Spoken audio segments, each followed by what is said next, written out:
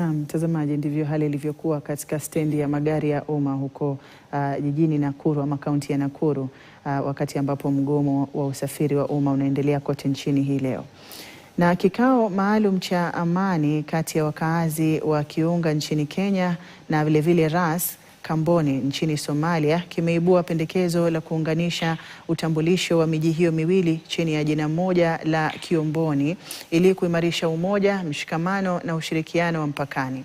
Akizungumza wakati wa mkutano huo, naibu gavana wa kaunti ya Lamu, Daktari Mbarak Mohammad, amesema serikali ya kitaifa itashughulikia changamoto za vitambulisho vya taifa vinavyowakabili wakazi wanaostahili kuishi maeneo ya mpakani.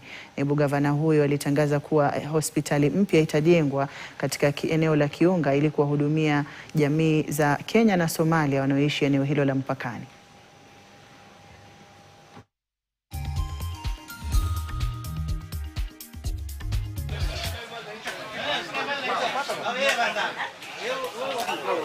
Watusaidie kwa sababu sisi tuko mipakani lazima wasaidiane.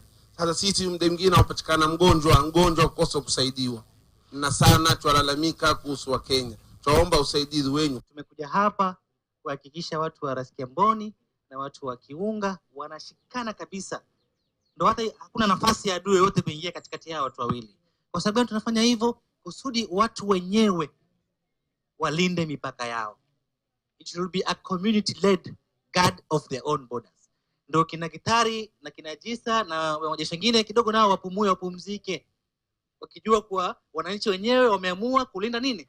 Mipaka yao. Naomba hizi jamii mbili ya Kiunga na Ras Kamboni iendelee kudumisha amani na tuwe watu wenye uwiano wa kuendelea, ili mjue pale Kiunga, pale Ishakani ni baki, ni support yenu.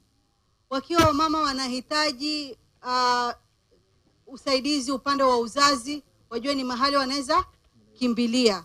Wakiwa wamama wanataka kufanya biashara, wajue ile ni njia wataweza kutumia. Lakini mambo hayo yote hayatoweza kufanyika kama hatutodumisha amani.